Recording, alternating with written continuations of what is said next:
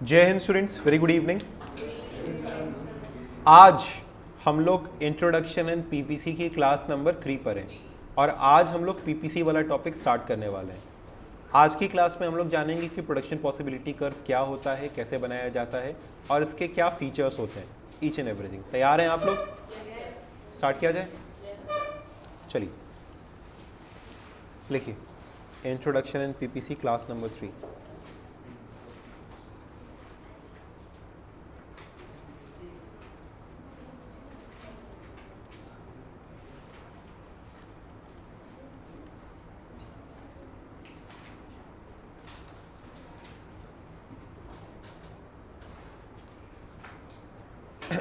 देखिए, इकोनॉमिक्स जो है वो कुछ अलग अलग सेक्टर्स के पॉइंट ऑफ व्यू से बनाया जाता है, अलग अलग सेक्शंस के पॉइंट ऑफ व्यू से बनाया जाता है। कंज्यूमर के पॉइंट ऑफ व्यू से, हाउस होल्ड के पॉइंट ऑफ व्यू से बनाया जाता है, जिसको ये सिखाया जाता है। जैसे आप एज अ कंज्यूमर क्या सीखते हो? आप एज अ कंज्यूमर इकोनॉमिक्स पढ़ के ये सीखोगे कि कितना कंजम्पशन करना चाहिए। जैसे से फॉर एग्जांपल आप कोई गुड खरीदने जाते हो तो कितने गुड्स खरीदने चाहिए, किसी गुड को खरीदना चाहिए भी या नहीं खरीदना चाहिए, कितना कंजम्पशन करना चाहिए, आप एज अ कंज्यूमर सीखते हो। वैसे ही करके प्रोड्यूसर के पॉइंट ऑफ व्यू से भी इकोनॉमिक्स होता है, जिसको सिखाया जाता है कि वो कितना प्रोडक्शन कर सकता है, कितना प्रोडक्शन करना चाहिए, ये नहीं कि जितना तक हो सका प्रोडक्शन करते ही जा रहे हैं। वैसे ही करके कंज्यूमर की डिमांड कितनी होगी, सेलर को कितना सेल करना चाहिए, कितनी सप्लाई होनी चाहिए, ये सारी की सारी बातें हम लोग इकोनॉमिक्स में सीखते हैं। तो ये जो पर्टिकुलर टॉपिक है प्रोडक्शन पॉसिबिलिटी कर्व, हम एक प्रोड्यूसर के पॉइंट ऑफ व्यू से पढ़ रहे हैं।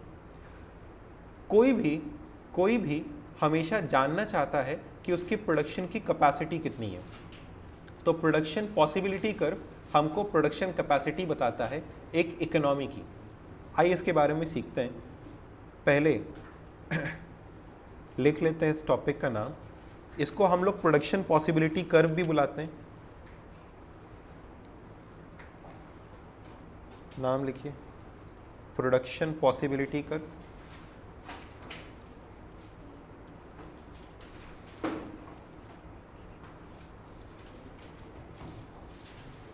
एक और नाम है इसका ट्रांसफॉर्मेशन कर्व।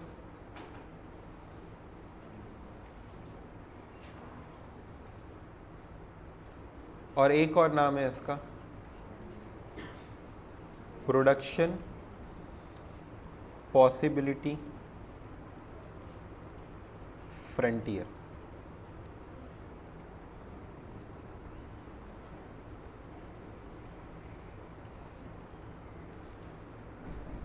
वाह, इतना बढ़िया लिखा है हमने। हाँ, इसीलिए काला टिका लगा। तो प्रोडक्शन पॉसिबिलिटी कर्व हमको ये बताता है कि हमारी प्रोडक्शन की मैक्सिमम कैपेसिटी कितनी है। हमने कहा एक प्रोड्यूसर 80 यूनिट्स प्रोड्यूस कर रहा है। बताओ कम बनाया कि ज़्यादा बनाया या ठीक बनाया? अब कितना, ये निर्भर करता है इस बात पे कि उसकी प्रोडक्शन कैपेसिटी कितनी थी, है कि नहीं। तो हमारी प्रोडक्शन, हमने कहा 80 बनाया, प्रोडक्शन कैपेसिटी ही 80 की थी, तो मतलब वो बहुत एफिशिएंट है। उसकी प्रोडक्शन कैपेसिटी 200 की थी लेकिन 80 बनाया, मतलब वो इनएफिशिएंट है। यस और नो? और अगर प्रोडक्शन कैपेसिटी 50 की है तो 80 बना सकता है क्या? नहीं। तो हम लोग प्रोडक्शन कैपेसिटी जानना चाहते हैं ताकि ये जान सकें कि हम एफिशिएंटली काम कर रहे हैं या नहीं कर रहे हैं। अब हम ये चीज़ पूरी इकोनॉमी के पॉइंट ऑफ व्यू से जानेंगे कि पूरी इकोनॉमी के अंदर में क्या प्रोडक्शन कैपेसिटी है, लोग कितना प्रोडक्शन कर सकते हैं। यस और नो? तो प्रोडक्शन पॉसिबिलिटी कर्व क्या होता है, इसकी डेफिनेशन सुनना। पहले आप लोग देखेंगे, उसके बाद फिर लिखेंगे। तो what is production possibility curve? हम लोग कहते हैं कि PPC is a curve which shows PPC is a curve which shows various combination of two goods. It shows क्या? Various combination of two goods that can be produced, बोलो can be produced. Is produced या can be produced? अच्छा, is produced और can be produced में अंतर होता है क्या? इज प्रोड्यूस्ड और कैन बी प्रोड्यूस्ड में अंतर है? हाँ, क्या अंतर है? इज प्रोड्यूस्ड का मतलब इतना बना रहे हैं, कैन बी प्रोड्यूस्ड का मतलब इतना बनाया जा सकता है। तो कितना बना रहे हैं भाड़ में गया, कितना बना सकते हैं, can be produced is my production possibility. तो PPC is a curve which shows various combination of two goods that नहीं, that can be produced using the given resources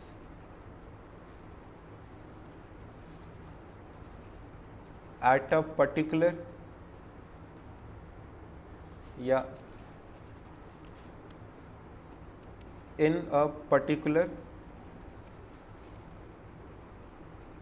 period of time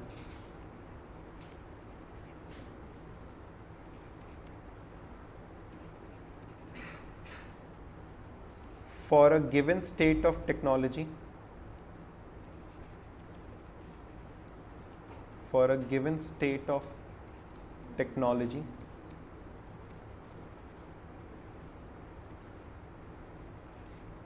and resources.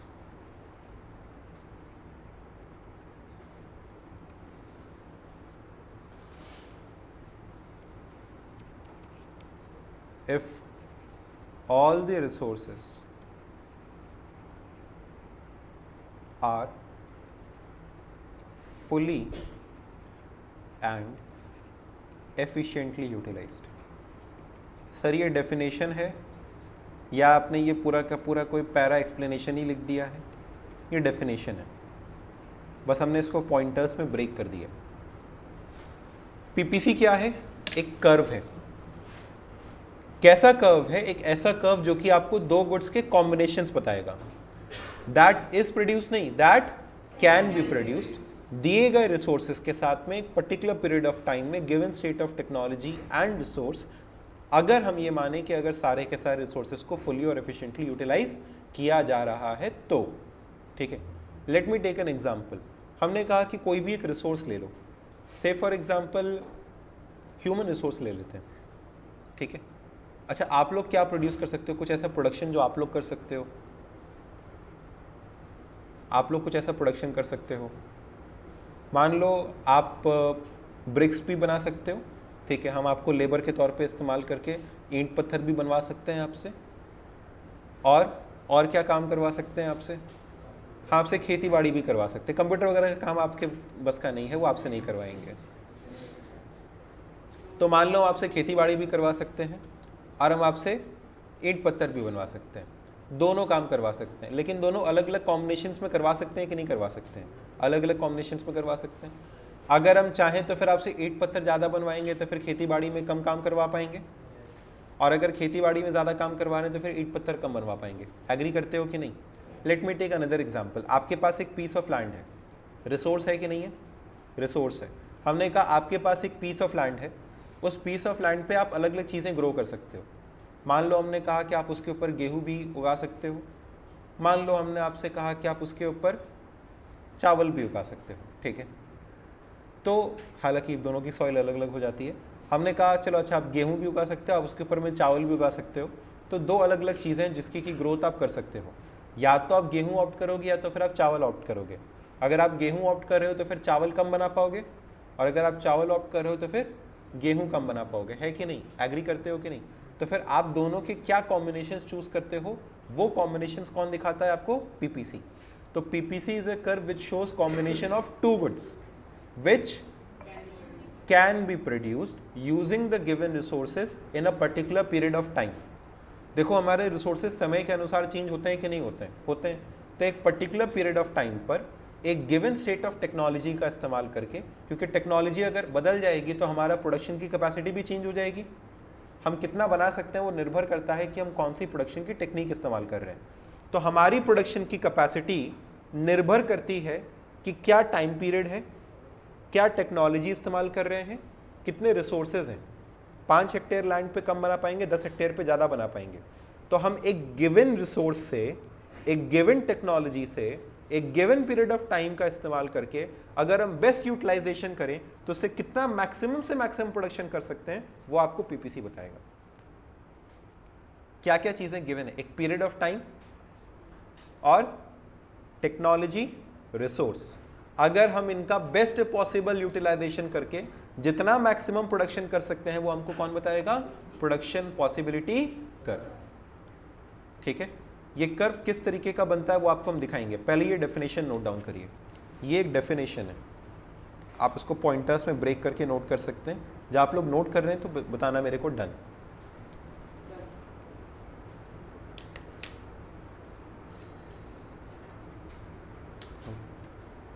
पहली से झाँक के बैठे।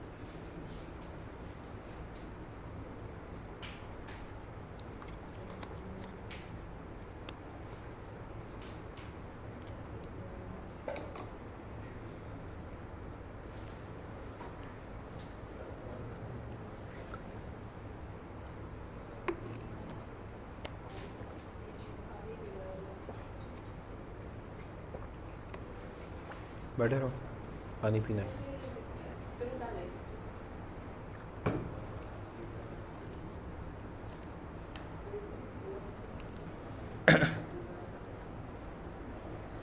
लिख लिया? जल्दी, फास्ट।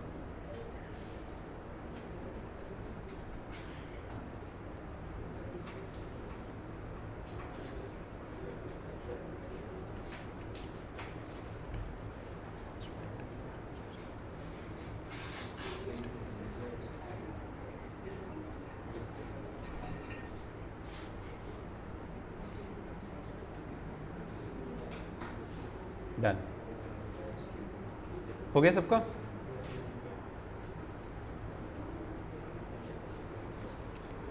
अच्छा देखो, पीपीसी ड्रॉ करने के लिए हमने आपको कुछ अजम्पशंस बताई हैं इस पॉइंट के अंदर में। इसको हम अलग से भी लिख देते हैं।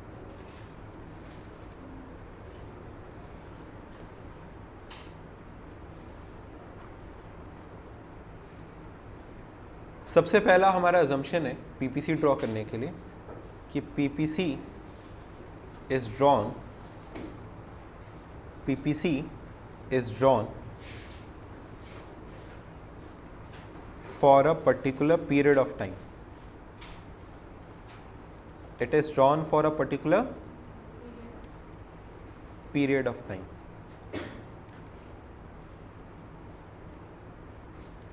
दूसरी हमारी assumption है resources are limited and do not change.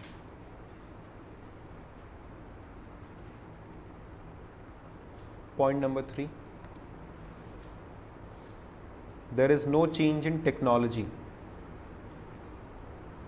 There is no change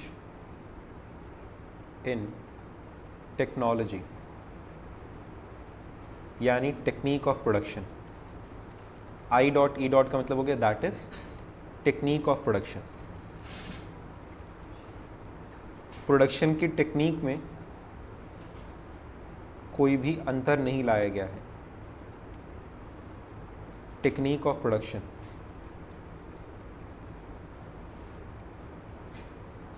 और चौथा है all the resources are fully and efficiently utilised. All the resources are fully and efficiently utilised. जो भी रिसोर्सेज हैं वो फुली और एफिशिएंटली यूटिलाइज्ड हो रहे हैं।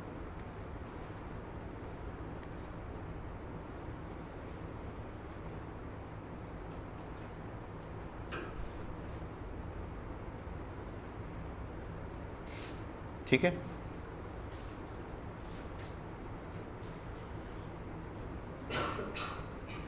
क्लियर है यहां तक?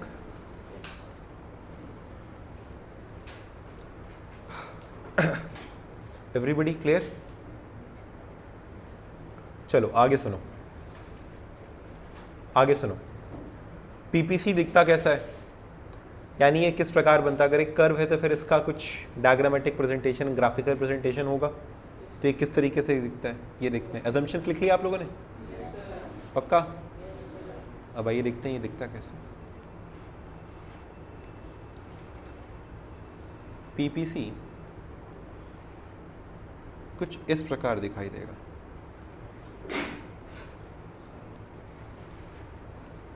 यहां पे हो गया आपका, मान लीजिए गुड ए, यहां पे हो गया गुड बी, ये हो गया एक्स एक्सिस, ये हो गया Y axis, and this is your origin.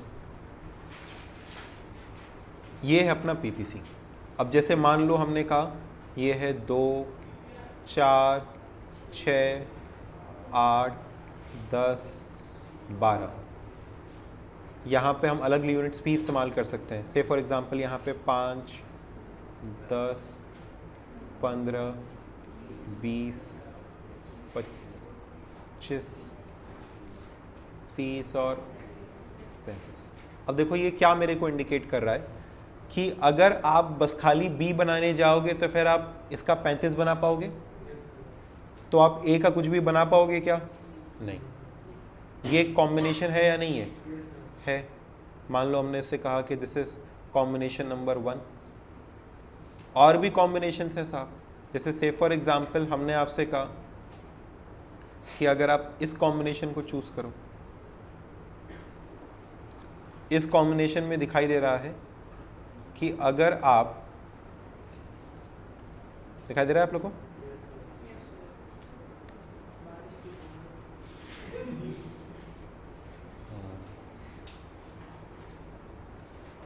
तो अगर आप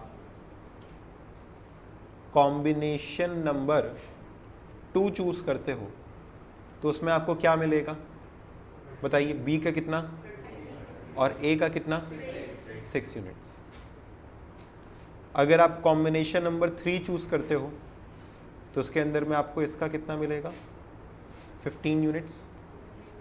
और इसका कितना मिलेगा? 10 यूनिट्स मिलेगा।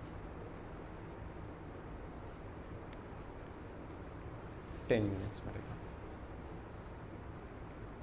ये भी एक कॉम्बिनेशन हो सकता है, कॉम्बिनेशन नंबर 3। और ये भी एक कॉम्बिनेशन हो सकता है, यस और नो? तो भाई साहब ये अलग अलग कॉम्बिनेशंस हो सकते हैं। ये कॉम्बिनेशंस हमें क्या इंडिकेट कर रहे हैं कि प्रोड्यूसर अगर चाहे तो बी का 35 यूनिट बना दे और ए का कुछ भी नहीं बना पाएगा। प्रोड्यूसर अगर चाहे तो ए का 6 यूनिट बना दे और बी का कितना? 30 यूनिट बना दे।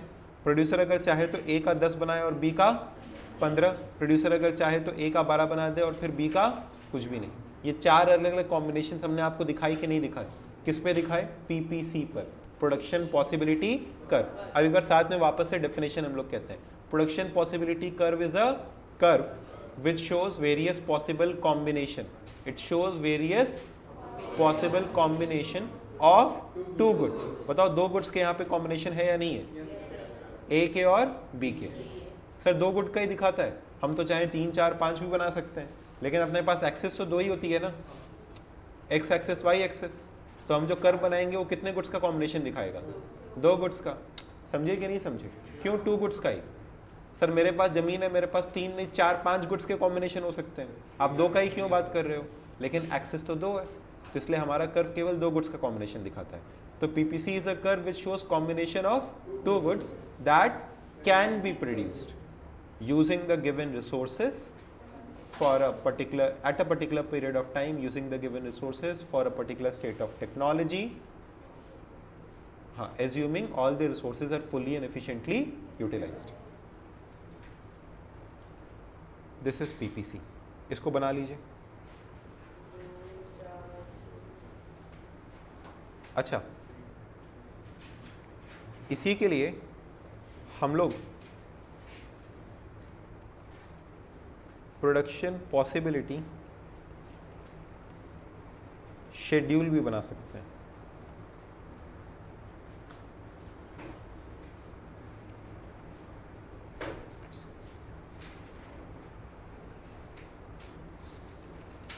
यहाँ पे हो गए आपके यूनिट्स, यहाँ पे हो गए आपके यूनिट्स, या इसको हम ऐसे नाम दे देते हैं कॉम्बिनेशन नंबर।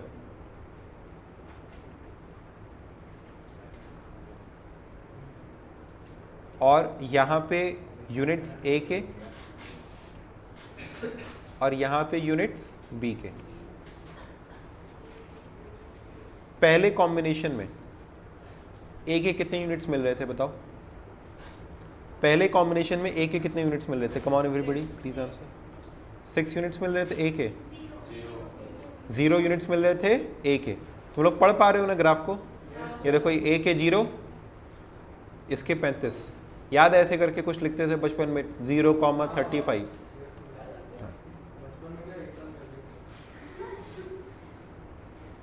तो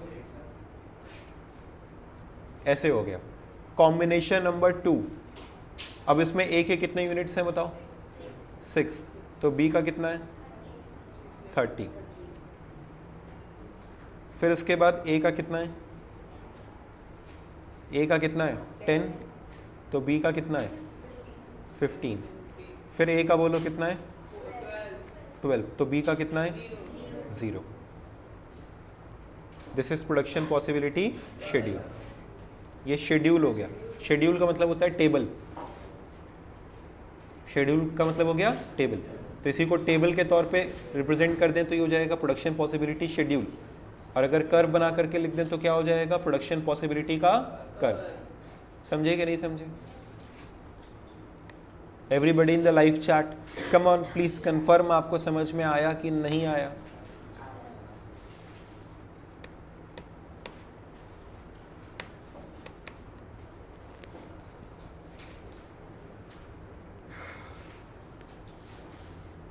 अंडरस्टूड। बड़े इजी है ना ये सब?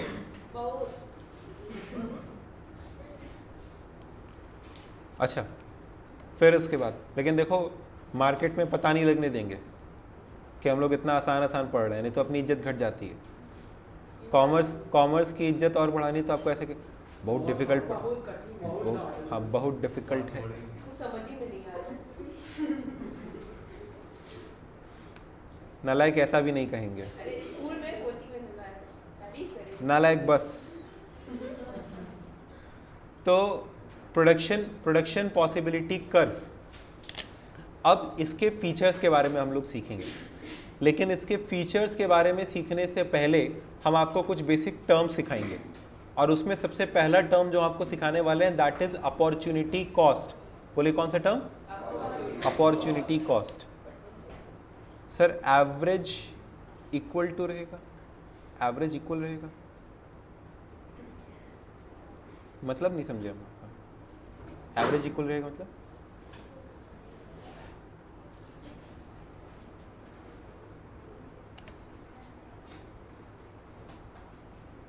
एक बार फिर से पूरा टाइप करिएगा।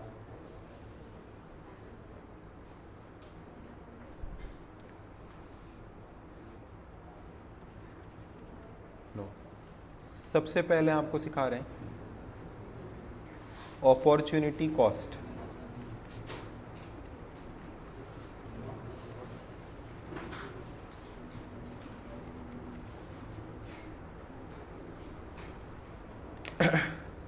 अपॉर्चुनिटी कॉस्ट का मतलब क्या होता है ये समझिए। मानस आप अपना क्वेश्चन अगर आप चाहें तो आप अनम्यूट करके भी पूछ सकते हैं। हम आपको अनम्यूट करने की भी अपॉर्चुनिटी दे चुके हैं, ठीक है? आप चाहें तो खुद को अनम्यूट करके भी पूछ सकते हैं।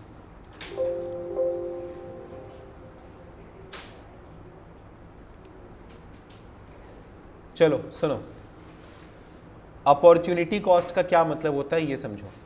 इसके लिए या इसको समझाने के लिए हम अपना वो ऐतिहासिक एग्जाम्पल लेते हैं जो कि सदियों काल से लिया जा रहा है और हमें इससे बेहतर एग्जाम्पल आज तक नहीं मिला। कौन सा है वो वर्ल्ड, हाँ वो वर्ल्ड फेमस। अच्छा, एक क्वेश्चन आया मेरे पास। 5 यूनिट कम कर रहे हैं तो 6 यूनिट बन रहा है, 15 यूनिट कम कर रहे हैं तो 10 यूनिट बन रहे हैं। हाँ, अब ये जो डिफरेंस आ रहा है इसके ऊपर हम लेटर ऑन आएंगे। ये एक बराबर नहीं बन रहा है, ये डिफरेंस अलग अलग है। यहाँ पे अलग अलग है, यहाँ पे 6 यूनिट बना रहे हैं तो 5 सेक्रीफाइस हुआ बाद में है, आगे जाके इसको कवर अप करेंगे। सेम नहीं लिखेंगे, कभी नहीं का मतलब प्रैक्टिकली नहीं होता है। अच्छा सुनो ध्यान से, कौन सा कॉन्सेप्ट सीख रहे हैं हम लोग? Opportunity cost. अब अपॉर्चुनिटी कॉस्ट का क्या मतलब होता है ये समझिए। जैसे से फॉर एग्जाम्पल हमने आपसे कहा कि ये पेन आपने परचेज किया है 6 रुपए में। कितने रुपए में परचेज किया है? 6 रुपए में। और कोई एक, आपका क्या नाम है? सॉरी, आन्या एंड दोनों अन्य, आन्या तान्या, हम तो एग्जांपल ले लेंगे। हाँ बोलो। मेरा नाम नहीं याद। ओ भैया, आपका नाम ऐसे ये हाथ पे लिख करके नहीं चलते हैं कि आपका नाम नहीं याद है। नालायक राघव। ये, हाँ इसका नाम राघव और तुम्हारा? पुष्कर। ठीक है, बाद में करेंगे। नाम मुझे लगा। ओके ओके, सुनो सुनो। श्श। तो राघव और पुष्कर, ये पेन भैया अपने लोगों ने खरीदा है 6 रुपए का, ठीक है। अब से for example Raghav is ready to buy this pen for ₹8। Raghav आप इसके लिए कितना देने को तैयार हो? 8 रुपये। और ये पुष्कर इसके लिए कितना देने को तैयार है? 10 रुपया। खरीदा कितने में? हाँ, हमने खरीदा 6 रुपये में, बेच थोड़ी देंगे 6 रुपये में। हमने कितने में खरीदा है? 6 रुपीज़ में।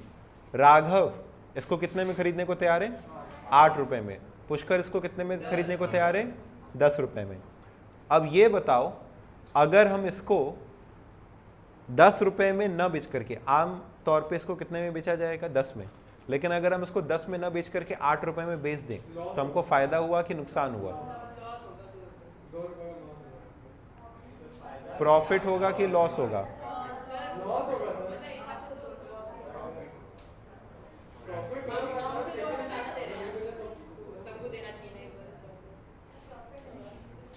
हाँ, एक एक करके ओपिनियन लेते हैं। प्रॉफिट हुआ कि लॉस हुआ? लॉस हुआ। कैसे? यूजुअली 10 रुपीज़ में बिकता है, लेकिन 8 रुपये में बेचा है ना। लेकिन खरीदा तो 6 का था। उस हिसाब से देखें तो प्रॉफिट है, लेकिन ऐसे अगर देखें तो फिर लॉस। अच्छा, हम भैया इकोनॉमिक्स के टीचर हैं, ठीक है। इकोनॉमिक्स के पॉइंट ऑफ व्यू से बताओ मेरे को, फाइनली कितने लोग कहते हैं कि लॉस हुआ है? Raise your hand. जो लोग कहते हैं लॉस हुआ है, please write in the chat section अगर आप कहते हैं लॉस। और कितने लोग कहते हैं कि प्रॉफिट हुआ है? 2 रुपये का प्रॉफिट हुआ है। तुम लोग निकल लो अकाउंट्स की क्लास में। सर आप ही ने बताया था पिछले। हम वही बता रहे हैं, फिर से नालायक भूल गए थे। सर मैंने तो बोला था, आपने बोला था। तो वही आपको फिर से बता रहे हैं, सुनो ध्यान से। प्रॉफिट हुआ कि लॉस हुआ? द आंसर इज लॉस हुआ। प्रॉफिट हुआ कि लॉस हुआ? द आंसर इज लॉस हुआ। क्यों लॉस हुआ इसको समझो। इन जनरल अपने को प्रॉफिट या लॉस का फॉर्मूला पता है। जैसे अगर प्रॉफिट निकालना हो तो फॉर्मूला क्या होता है? सेल्स माइनस कॉस्ट, यही ना होता है, रेवेन्यू माइनस कॉस्ट। अब भैया अगर ये फॉलो करेंगे तो रेवेन्यू है हमारी 8 रुपये, बेचा 8 रुपये का, खरीदा कितने का था? 6 रुपये का। 2 रुपये का प्रॉफिट दिखाई दे रहा है कि नहीं दिखाई दे रहा है? दिखाई दे रहा है। तो इस तरीके से तो नहीं जमेगा अपने को। एक दूसरा तरीका और भी होता है, इसके बारे में सुनना। कहा जाता है कि वो जो हम कमा सकते थे लेकिन नहीं कमा पाए, वो जो हम कमा सकते थे लेकिन नहीं कमा पाए, वो भी एक तरीके का लॉस है। जैसे अगर आप लोग ये कहें कि आपका एक working day, say for example you are a professional and you are earning, मान लो 5000 रुपीज़ पर डे, ठीक है। तो पर मंथ की बात नहीं कर रहे हैं, पर डे। अब एक दिन अगर आप काम पे नहीं जाते हो तो क्या आपका कोई नुकसान हो गया? 5000 रुपये आपकी जेब से चले गए क्या? नहीं। लेकिन वो जो आ सकता था वो आ पाया क्या? तो कहीं ना कहीं आपकी एक दिन की कीमत 5000 रुपये है कि नहीं है? है। या 10,000 रुपये अगर होती तो फिर एक दिन की कीमत 10,000 रुपये है कि नहीं है? है। तो इसे हम लोग कहते हैं अपॉर्चुनिटी कॉस्ट। वो जो हम कमा सकते थे लेकिन नहीं कमा पाए, वो भी एक तरीके का कॉस्ट होता है, एक तरीके की लॉस होती है। लेकिन अकाउंट्स में इस खर्चे को नहीं गिना जाता है। अकाउंट्स का सिंपल सा कॉन्सेप्ट होता है कि जो खर्चा हुआ है वो बताओ, मेरे को वाउचर दिखाओ, हम लिख देंगे उसको। एक्चुअल ट्रांजेक्शन्स आर रिकॉर्डेड, है कि नहीं? अकाउंट्स में transactions are recorded, events are recorded, but economics के अंदर में it is based on decision making. Economics का काम है मेरे को डिसीजन लेकर के बताओ कि सही किया कि गलत किया। तो हम ये नहीं बता रहे हैं तुमको कि एक्चुअल प्रॉफिट कितने का कमाया। वो अकाउंटेंट्स आप तुमको बताएंगे कि 2 रुपये का प्रॉफिट तुमने कमाया, लेकिन हम इकोनॉमिस्ट हैं, हम डिसीजन मेकर हैं। हम तुमको डिसीजन बताएंगे कि भले ही तुम्हारे अकाउंटेंट ने कहा है कि 2 रुपये का प्रॉफिट है, लेकिन तुम गलत हो, तुमने नुकसान किया है। इज दिस क्लियर और नॉट? तो अकाउंट्स में प्रॉफिट का कॉन्सेप्ट अलग होता है, इकोनॉमिक्स में अलग होता है। इसीलिए इकोनॉमिक्स में एक और कॉस्ट जोड़ी जाती है जिसको हम लोग कहते हैं अपॉर्चुनिटी कॉस्ट। अब देखना हम लॉस कैसे करके साबित करेंगे आपको। हम आपसे कहेंगे कि बताओ तुमने रेवेन्यू कितना कमाया। अरे ओ सांभा, रेवेन्यू कितना कमाया? नहीं ना लायक, 8 रुपये। तुम्हारी कॉस्ट कितनी थी? और कितना था जो कि कमा सकते थे लेकिन नहीं कमा पाए? 10 रुपये का बेच सकते थे, 6 रुपये का खरीद के, यानी 4 रुपया कमा सकते थे। तो इससे हम कहेंगे अपॉर्चुनिटी कॉस्ट। क्या नाम देंगे इसको? Opportunity cost. तो अब यहां पे हम सिर्फ कॉस्ट ही नहीं घटाएंगे, हम यहां पे अपॉर्चुनिटी कॉस्ट भी घटाएंगे। तो 8 माइनस 6 करके तो 2 रुपए का प्रॉफिट दिखाई दे रहा था। 8 माइनस 6 करके 2 रुपए का प्रॉफिट दिखाई दे रहा था, लेकिन ये 2 रुपए का प्रॉफिट कौन बोलेगा? Accountant. This is accounting profit. अगर हम इसमें से अपॉर्चुनिटी कॉस्ट भी माइनस कर दें 4 रुपए की, 4 रुपए कैसे आया? 4 रुपए यहां पे कमा सकते थे, तो 4 रुपए अगर ये भी माइनस कर दें तो हमको लॉस दिखाई देगा। इसे हम कहेंगे इकोनॉमिक प्रॉफिट या लॉस। इसे हम कह सकते हैं इकोनॉमिक लॉस। कितने रुपए का? 2 रुपए का। अगर प्रॉफिट लिखते तो -2 लिखते, लॉस लिख रहे हैं तो 2 लिख रहे हैं।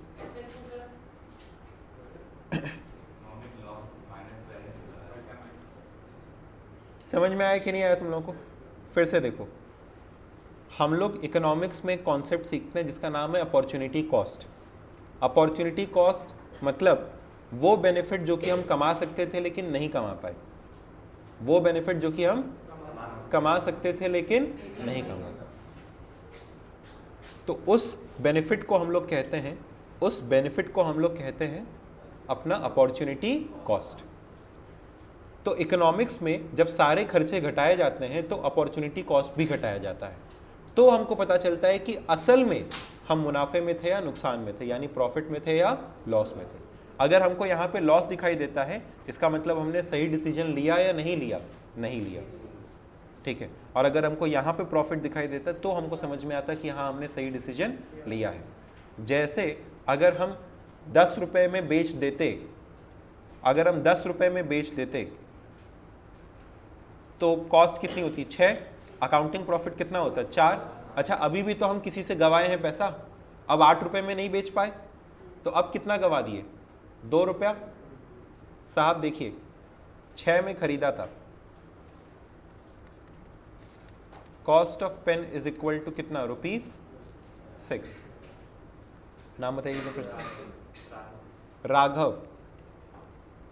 Raghav offers ₹8 and Pushkar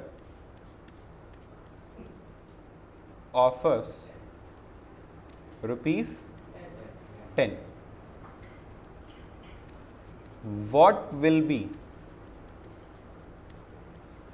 opportunity cost? क्या अपॉर्चुनिटी कॉस्ट होगा एंड प्रॉफिट या loss if pen is sold to, if pen is sold to, अगर हम पहले किसको बेच दें, मान लो राघव को, या फिर इसको हम कर देते हैं पॉइंट नंबर 1, या फिर किसको बेच दें, पुष्कर।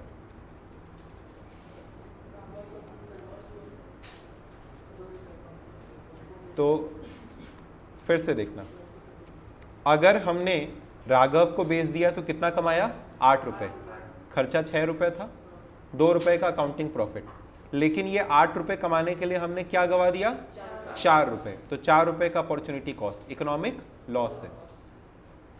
अगर हम इसको किसको बेच देते, पुष्कर को, तो किसको नहीं बेच पाते, राघव को, तो इस बार अपॉर्चुनिटी कॉस्ट कितना होता, 2 रुपए का।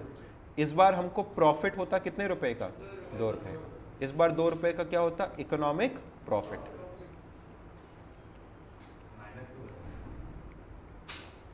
हमने इसीलिए यहाँ पे इकोनॉमिक प्रॉफिट लिख दिया अलग से। ठीक, क्लियर है यहाँ तक, समझे कि नहीं समझे आप इसको ऐसे करके लिख लो। चलो आप यहाँ पे लिख लो इकोनॉमिक प्रॉफिट, ये हो गया नेगेटिव। अकाउंट्स में नेगेटिव फिगर्स को ब्रैकेट में लिखा जाता है, अकाउंट्स में नेगेटिव फिगर्स को ब्रैकेट में लिखा जाता है, तो हमने इसको ब्रैकेट में कर दिया, इंडिकेटिंग कि ये -2 है और ये क्या है, +2। समझ गए आप लोग, कोई दिक्कत यहाँ तक? What is opportunity cost? Opportunity cost refers to the benefit of the next best alternative foregone. साथ साथ में एक बार फिर से कहना, What is opportunity cost? It refers to the benefit of the next best alternative foregone. यानी जो next best alternative था, उससे जो पैसा हम कमा सकते थे लेकिन नहीं कमा पाए, उस पैसे को हम लोग कहते हैं अपॉर्चुनिटी कॉस्ट। समझ गए? जैसे यहाँ पर हम 4 रुपए कमा सकते थे लेकिन नहीं कमा पाए, ये मेरा अपॉर्चुनिटी कॉस्ट है। यहाँ पे 2 रुपए कमा सकते थे लेकिन नहीं कमा पाए, ये मेरा अपॉर्चुनिटी कॉस्ट है। सर, तो दूसरे केस में राघव वाला नहीं क्यों? दूसरे केस में हम लोग राघव वाला, एक मिनट,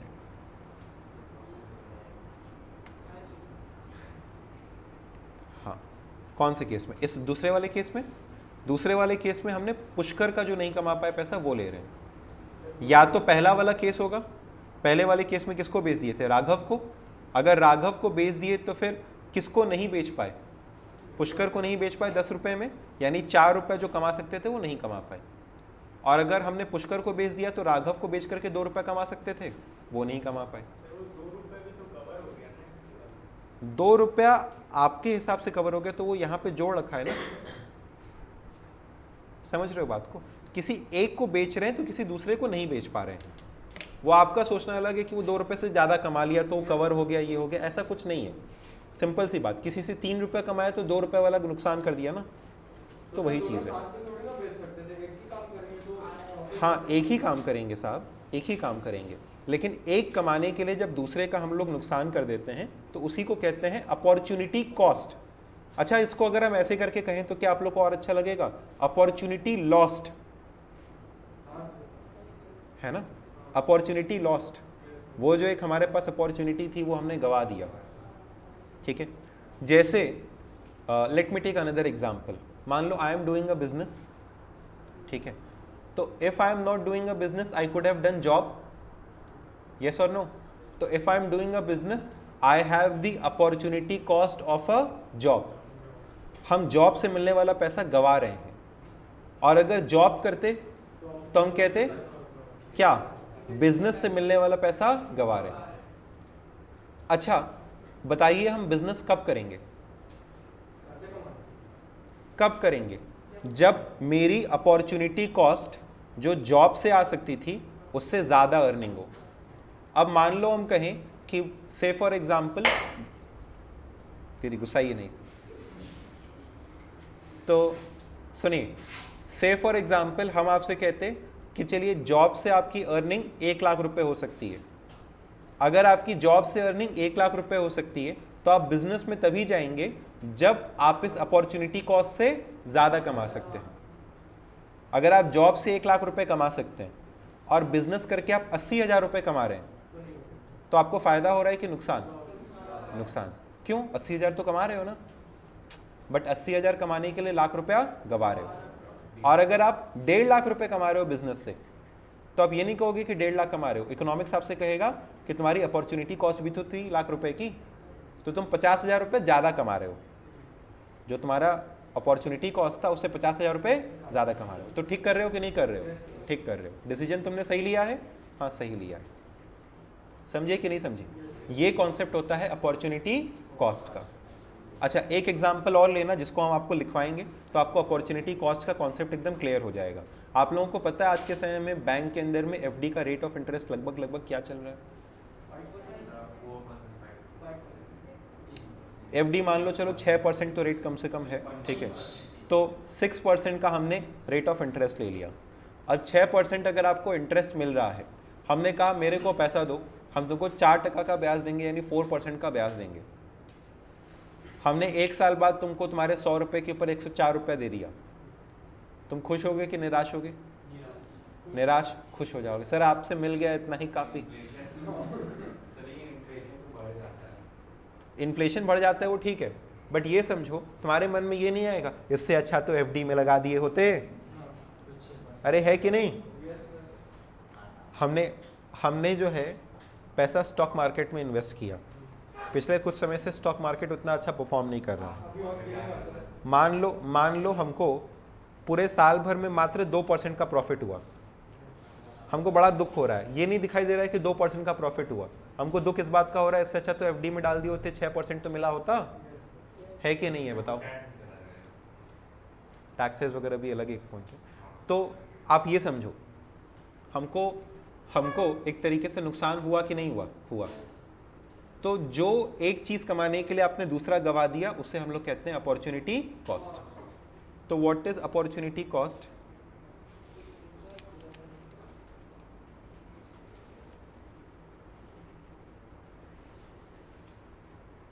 हाँ, आपको लिखवा रहे हैं, 1 मिनट रुक जाइएगा। इट रेफर्स टू, चलो छापना शुरू करो। डोंट टेल मी कि तुम लोग ये भी छाप चुके हो। It refers to the benefit of the next best alternative foregone. It refers to the benefit of the next best alternative foregone.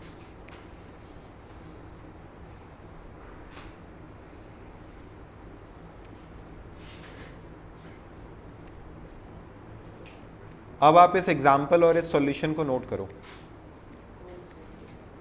इसमें बस एक चीज आपको ध्यान देने लायक है कि जो अपॉर्चुनिटी कॉस्ट है वो हमने कैसे निकाली। जब opportunity cost when it is sold to whom? Sold to Raghav, तो अपॉर्चुनिटी कॉस्ट कितनी है? 4 रुपए।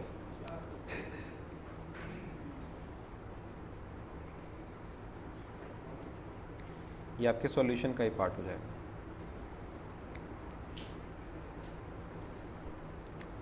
And when it is sold to Pushkar, तो ये कितनी है? ना 8 माइनस 6 ना।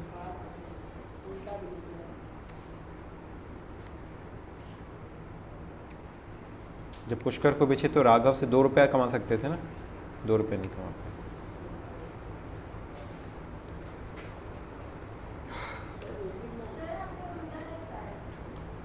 उल्टा लिखा है। राघव को कितने में बेच सकते थे? 8 में। तो राघव को बेचने से किससे नहीं कमा पाए? पुष्कर से। तो पुष्कर की अपॉर्चुनिटी कॉस्ट लिखेंगे ना। When it is sold to Raghav तो 10 रुपया नहीं कमा पाए। When it is sold to Pushkar तो 8 रुपया जो राघव से कमा सकते थे वो नहीं कमा पाए। ठीक, हाँ ये पूरा लिखिए ना। ये एग्जाम्पल, ये क्वेश्चन हो गया एक तरीके से, इसका सॉल्यूशन हो गया। समझ में आया आप लोग को? Yes, sir.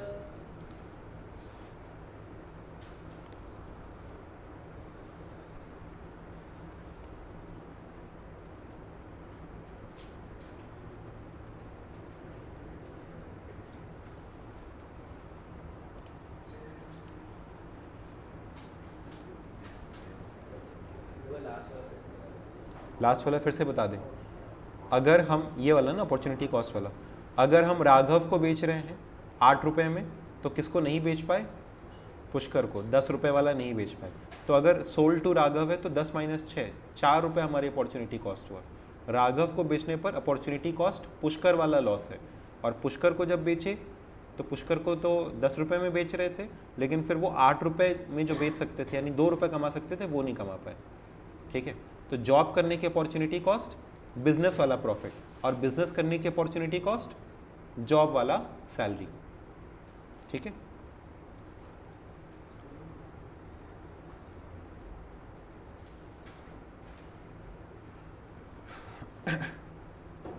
Everybody in the live chat please confirm आपको आ गया ये?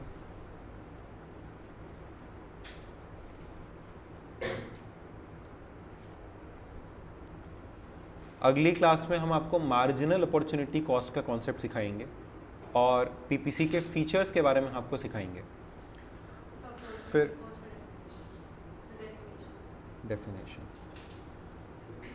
फिर उसके बाद हम लोग अगली ही क्लास में shift and rotation of PPC सीखेंगे। 2 और क्लासेस लगेंगी हम लोगों को, फिर अपना ये पीपीसी वाला टॉपिक पूरी तरीके से कंप्लीट हो जाएगा। उम्मीद है आपको आज का सेशन ये समझ में आया कि पीपीसी क्या होता है, कैसे करके इसको बनाया जाता है। अब इसमें बहुत कुछ है जो कि हम लोग नेक्स्ट क्लास से पढ़ना शुरू करेंगे। अजम्पशंस क्लियर थे पीपीसी के? लिख लिया आपने? डेफिनेशन लिख लिया? चलिए, thank you so much students, next class में मिलते हैं। बाय। यस।